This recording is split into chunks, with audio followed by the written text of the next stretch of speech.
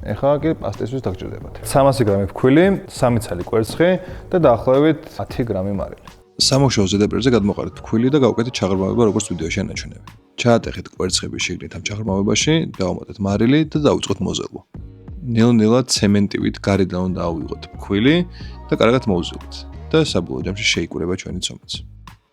კი, კარგი არის ხელნაკეთი პასტა, მაგრამ ძალიან ბევრი ძალისხმევას მოითხოვს, დაახლოებით 15 წუთი უნდა ზილო, რომ კარგად გააქტიურდეს გლუტენი. მე ზოგადად უფრო მიყვარს მაღაზიაში ნაყიდი, იმიტომ რომ უფრო ნაკლებად მძიმე არის.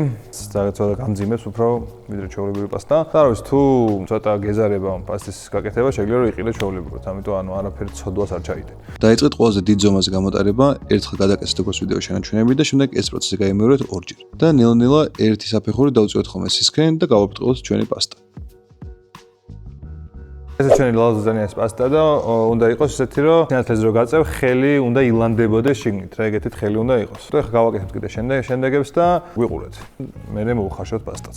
პასტა უნდა მოხარშოთ ადუღებულ მარილიან წყალში, დაახლოებით 2-3 წუთი.